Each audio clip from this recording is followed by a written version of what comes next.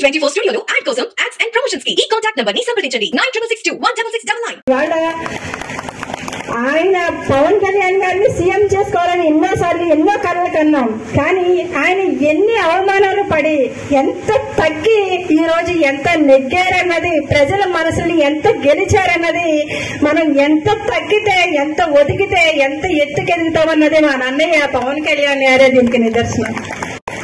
ఇక్కడికి వచ్చినప్పుడు పక్కనే పిఠాపురాన్ని మేము వర్క్ చేయాలి, రాజప్ప గారికి వర్క్ చేయాలి, అక్కడ పెద్దాపురం నియోజకవర్గంలో అక్కడ అందాల నుంచి 8 సంవత్సరాల నుంచి కంటిన్యూస్ గా పనిచేస్తున్నాం. ఇక్కడ తుని పంపిస్తున్నారు ఏంటి అని పవన్ కళ్యాణ్ గారు కూడా అక్కడ స్పెషల్ గా సెలబ్రిటీస్ రావడం, స్టార్ క్యాంపెయినింగ్ లో పాల్గొనడం, ఇలాంటి కార్యక్రమాలు నేను ఉన్నప్పుడు మధువీరేష్ అన్న అమ్మ మనం తునేసారు తునే రాలని మా అమ్మ పేల్చారు.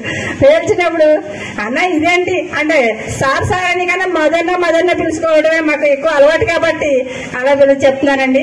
అంటే అక్కడికి ఎలా వెళ్తామన్నా పవన్ కళ్యాణ్ గారిని వదిలేసి అంటే అలా కాదమ్మా ఇప్పటి వరకు అంటే ఇవాళే కాదండి, మేము పార్టీ ఆవిర్భావం నుంచి కూడా మధువీరేష్ గారు మేము కూడా చాలా కలిసి వర్క్ చేయడం జరిగింది. 2019లో చాలా చోట్ల కొంతమంది ఇన్ఛార్జీలు ఎలక్షన్ వదిలేస్తే ఎలక్షన్ చేసినటువంటి అనుభవం కూడా మాకుంది. దాని మీద సెలెక్ట్ చేసి అధినేత పవన్ కళ్యాణ్ గారు అలాగే నాగబాబు సార్ కూడా తుని నియోజకవర్గం పంపించడం జరిగింది. పంపించిన తర్వాత తెల్లవారుజామున 4 గంటల నుంచి మీకు తెలుసు నైట్ మాతో పాటు కూడా మీరు కూడా సాగిపోయి రోజుకి 18 గంటలు పనిచేసినటువంటి కాన్స్టిట్యున్సీ ఏదైనా ఉందంటే అది మన తుని నియోజకవర్గం అని నేను చెప్తాను.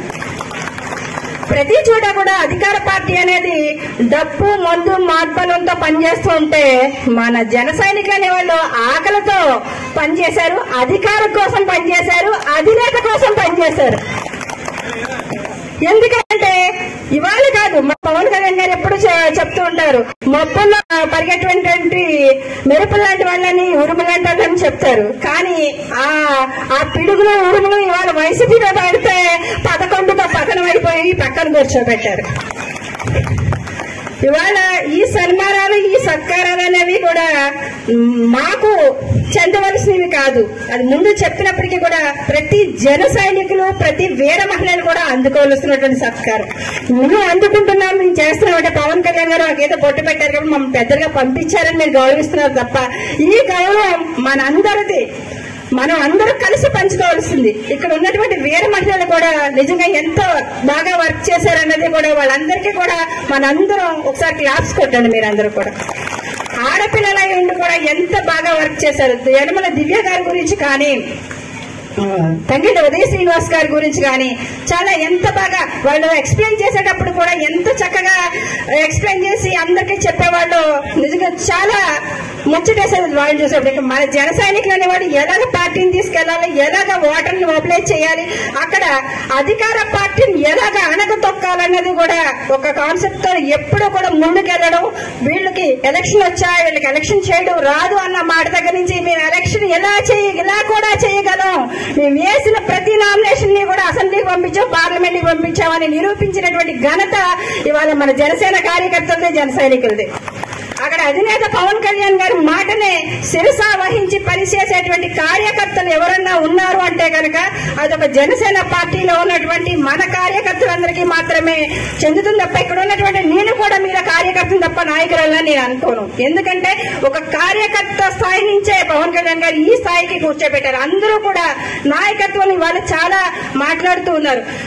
ఇవాళ చంద్రబాబు నాయుడు గారు సీఎం గా ఉండి ఒక డిప్యూటీ సీఎం గా ఉన్న పవన్ కళ్యాణ్ గారికి ఎంత మంచి పొజిషన్ కానీ ఎంత మంచి ఆయన ఇచ్చేటువంటి రెస్పెక్ట్ కూడా చంద్రబాబు నాయుడు గారికి కూడా ధన్యవాదాలు తెలియజేస్తున్నాం. ఎందుకంటే ఒక అధినేత పవన్ కళ్యాణ్ గారికి మనకి ఎంత అవమానాలు జరిగినా పర్వాలేదు, మనల్ని ఎంత చిన్న చూపు చూసినా ఎవరు ఏమైనా అన్నా మనకి ఏం బాధ అనిపించదు. మన అధినేత పవన్ కళ్యాణ్ గారికి చిన్న చూపు ఎక్కడైనా ఎదురైంది అంటే కనుక మనం చాలా బాధపడతాం. అది కూడా లేకుండా చంద్రబాబు నాయుడు గారు తీసుకుంటున్నటువంటి నిర్ణయాలకు కూడా చాలా థ్యాంక్ యూ చెప్తున్నాం సార్. అలాగే మన టీడీపీ నుంచి మన దివ్య గారు ఒక మహిళ ఉండి కూడా ఇక్కడ రాజా గారి మీద అఖండమైనటువంటి మెజారిటీతో అంటే గెలుస్తుందా లేదా అని ఎగతాళి చేసేవారు వైసీపీ వాళ్ళు మనం క్యాన్వాసింగ్కి వెళ్ళినప్పుడు కూడా. కానీ ఆ రాజా గారు ఏదైతే నిర్ణయించుకున్నారో 15,000తో నేను గట్టెక్కేస్తానని, ఆయన అదే 15,000తో ఇక మేము అదే 15,000 ఇంకా మన జనసైనికులు ఇంకా పట్టేది ఇంకా చేయడం. కాకపోతే ఆయన చెప్పిన ఫిగర్ ఆయనకే నచ్చ చెప్పాలనో లేకపోతే చూపించాలనో తెలియదు మన జనసైనికులు. కరెక్ట్ గా ఆ 15,000తోనే దివ్య గారిని కూడా అసెంబ్లీకి పంపించడం జరిగింది. అలాగే దాశెట్టి రాజా గారు ఒక మాట అన్నారు, అయ్యాను సార్ మేము గెలిచాము, వాళ్ళు మాకు మా జనసైనికులు సన్మానం ఏర్పాటు చేశారు, మీరు కూడా రాజకీయ సన్యాసం చేస్తానన్నారు కాబట్టి మీరు కూడా డేట్ ఫిక్స్ చేసుకుంటే ఇదే తుని నియోజకవర్గంలో మీ రాజకీయ సన్యాసానికి కూడా మా జన సైనికులు ఏర్పాటు చేస్తామని నా ద్వారా చెప్పమన్నారు. వస్తాం ఎందుకంటే గెలిపోవటం అనేవి చాలా సహజం, అది మనం సహజంగా తీసుకున్నాం. మన అధినేతని వైసీపీ వాళ్ళు పట్టుబట్టి ఓడించినప్పుడు కూడా దాన్ని చాలా హుందాగా తీసుకున్నాం. వైసీపీ వాళ్ళలాగా విరగబడలేదు. పవన్ కళ్యాణ్ గారు ఏదో అసెంబ్లీ ఏదో అప్పసొత్తైనట్టు వైసీపీ వాళ్ళు అసెంబ్లీ గేట్ కూడా దాటలేనండి ఇది రోజా ఆగిన రోజా. కానీ ఇదే అసెంబ్లీ గేటు ప్రజలు తీశారు పవన్ కళ్యాణ్ గారి కోసం. వీళ్ళు అడ్డదారులు వచ్చారు అసెంబ్లీ గేట్ లోకి, కానీ ప్రజలు తీశారు, పోలబాటేసి పవన్ కళ్యాణ్ గారిని నడిపించారు. ఇవి అభిమన్యులాగా ఇవాళ పవన్ కళ్యాణ్ గారు అక్కడికి దూసుకొచ్చారు. ఇవాళ ఎక్కడున్నారు ఈ రోజా కానీ ఈ బోడులింగాలు కానీ వీళ్ళందరూ? అంటే అధికారం ఉన్నా సరే కానీ అధికార మదంతో ఎప్పుడూ మాట్లాడకూడదు, ఎదిగే కొద్దీ ఒదిగి ఉండాలి అన్నది మన అధినేత పవన్ కళ్యాణ్ గారు మనకి నేర్పించారు. కాబట్టి అదే నానుడితో ముందుకెళ్దాము. అలాగే టీడీపీ నాయకులు అలాగే మన జనసేన నాయకులు కూడా చాలా మంది గ్రామాల్లో వాళ్ళు ఎమ్మెల్యేగా గెలిచారు కాబట్టి మీకు రాజకీయ భవిష్యత్తు ఉండదు అది ఇదని కొంతమంది మాట్లాడుతున్నారు. అదంతా ఫేక్ అండి. మన అధినేత పవన్ కళ్యాణ్ గారు అక్కడ ఏ గౌరవాన్ని అయితే అందుకుంటున్నారో గ్రామ స్థాయి వరకు కూడా కష్టపడ్డటువంటి జన సైనికులు కానీ అలాగే టీడీపీ కార్యకర్తలు నాయకులకు కానీ ఎవరికి అన్యాయం జరగకుండా రెండింటినీ కూడా బ్యాలెన్స్ చేసేటువంటి ఆ బ్యాలెన్స్డ్ విధానం అక్కడ చంద్రబాబు నాయుడు గారి దగ్గర ఉంది, పవన్ కళ్యాణ్ గారి దగ్గర ఉంది. కాబట్టి మధ్యలో వాళ్ళు సృష్టించేటువంటి ఆ అపోహలు నమ్మొద్దు. పార్టీ కోసం కష్టపడ్డటువంటి మన జన సైనికులకు కానీ అలాగే టీడీపీ తమ్ముళ్ళకి కానీ ఎక్కడ అన్యాయం జరగదని మరొకసారి మనందరూ కూడా కలిసిమెలిసి ఉండాలి.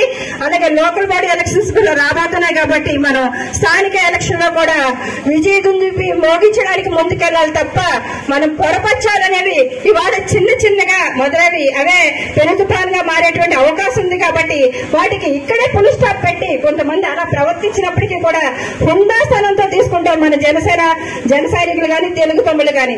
అది తీసుకుని ముందుకెళ్ళాలని మరొకసారి తెలియజేసుకుంటూ ఇక్కడ వేదికనిచ్చేసి చూడండి మా మదనకైతే స్పెషల్ థ్యాంక్స్ చెప్తూ తుని నియోజకవర్గం అంటే అన్న వెళ్దామా లేదా ఆలోచించిన స్థాయి నుంచి అందరూ కూడా తుని వైపు చర్చ.